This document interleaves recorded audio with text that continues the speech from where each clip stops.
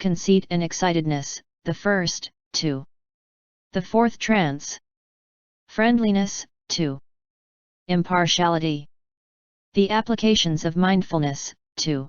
Formless, ignorance, conceit and excitedness, the first, 2. The fourth trance. Friendliness, 2. Impartiality. The applications of mindfulness, 2. The unconditioned element. Therefore they are called holy. And because theirs is this Dharmavinya, therefore it is called the holy Dharmavinya. And why? Because all those dharmas are immaterial, undefinable, non-resisting, with one mark only, i.e. no mark. The immaterial is not conjoined with the immaterial, the non-resisting, and the markless. This, subhuti, is the immaterial, undefinable, non-resisting, one-marked, no-marked perfection of the bodhisattvas, the great beings, in which the bodhisattva, the great being, should train. And when he has trained in it, he does not apprehended the mark of any dharma whatever. The error with regard to the marks. Subhuti. One should, you say, O Lord, not train in the mark of form, or anything else. If one should not train in the marks of these dharmas, how will the bodhisattva, the great being, not having trained in the marks of all the dharmas, and in the marks of the conditioned factors, transcend the level of the disciples and pratyekabuddhas? How, without having transcended the level of the disciples and pratyekabuddhas, will he enter on a bodhisattva's special way of salvation? How, without having entered on a bodhisattva's special way of salvation, will he reach the knowledge of all modes? How, without having reached the knowledge of all modes, will he turn the wheel of Dharma? How, without having turned the wheel of Dharma, will he set beings free from samsara, by the vehicle of the disciples, the vehicle of the pratyekabuddhas, or the great vehicle? The Lord. If any dharma had a mark, then the bodhisattva, the great being, should train in these marks. But because all dharmas are without marks, immaterial, undefinable, non-resisting, with one mark only, i.e. no mark, therefore the bodhisattva, the great being, should train neither in their marks nor in their no marks. And why? For it is not so that they were formerly without marks and that they got marks later on. But because formerly just as now these dharmas were without marks, therefore the bodhisattva, the great being, should not train in their marks or their no marks. And why? Whether the tathagatas are produced or not, just so is this unmarked element established. The error with regard to the development. Subhuti. If all dharmas are without marks, without differentiating marks, how does, on the part of the bodhisattva, the great being, the development of perfect wisdom take place? Because, without having developed the perfection of wisdom, the bodhisattva, the great being, cannot transcend the level of the disciples and pratyekabuddhas. And without having done so he cannot enter on the bodhisattva's special way of salvation. And without that he cannot produce the patient acceptance of dharmas with fail to be produced. And without that he cannot produce the superknowledges. And without them he cannot purify the Buddha field and mature beings. And without that he cannot reach the knowledge of all modes. And without that he cannot turn the wheel of Dharma. And without that he cannot establish beings in the fruits of a holy life, or in the foundations of meritorious action due to giving, morality, and meditational development. The Lord. So it is, subhuti, so it is. Without marks, without differentiating marks are all dharmas. Subhuti. How can with regard to markless dharmas development in perfect wisdom take place? The Lord. A markless development is the bodhisattvas, the great beings, development of the perfection of wisdom. Subhuti. How then does a markless development of perfect wisdom take place? The Lord. An undevelopment of all dharmas is the development of perfect wisdom. Subhuti. What is the undevelopment of all dharmas? The Lord. A development of the undevelopment of form is the development of perfect wisdom.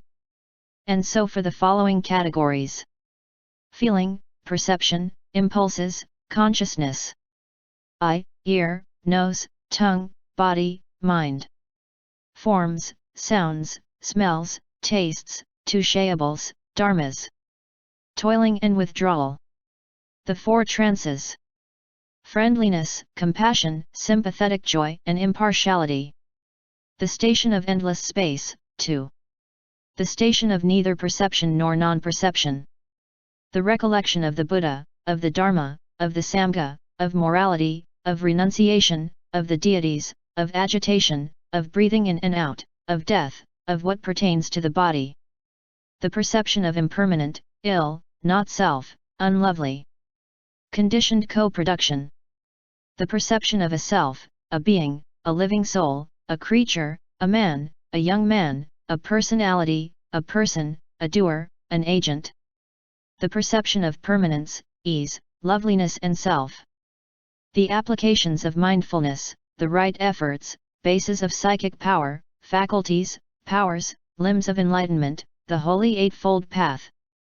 The concentration on emptiness, the signless, the wishless.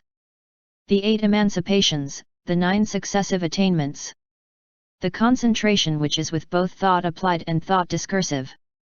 The concentration which is without thought applied and merely thought discursive, the concentration without either thought applied or discursive. The holy truths of ill, origination, stopping, the path.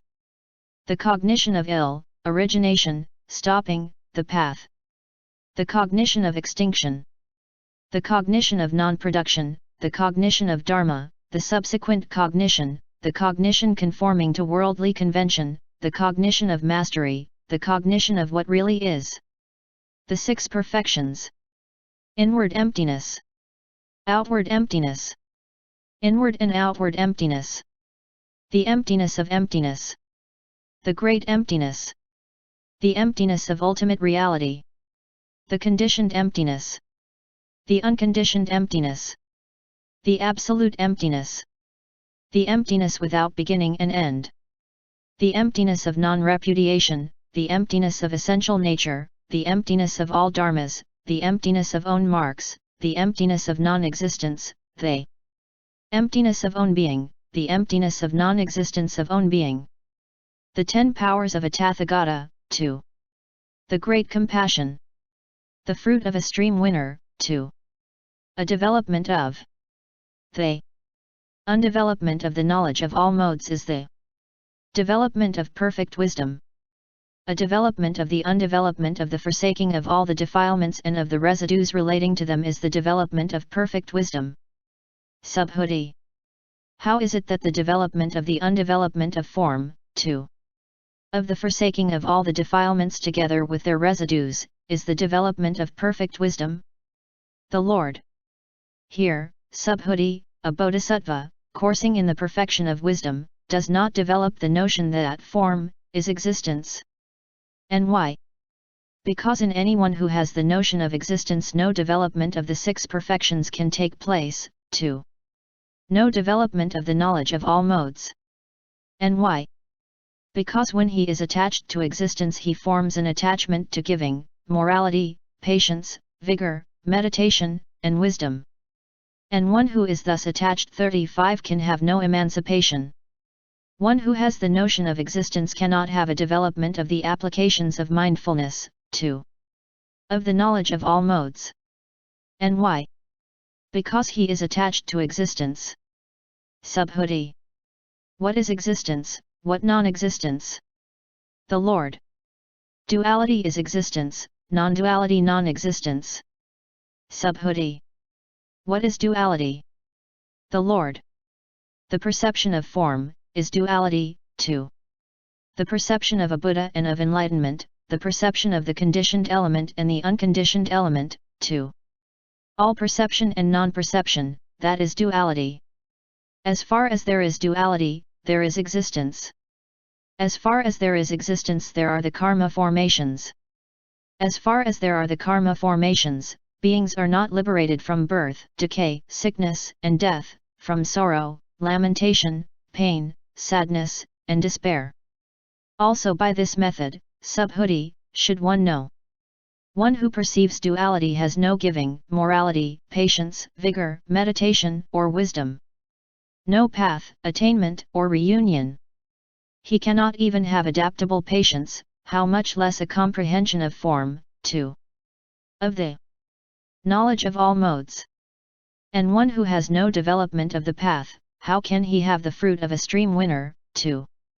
How arhatship, how pratyekabuddha-enlightenment, how the forsaking of all the residues of the defilements. End chapter 69.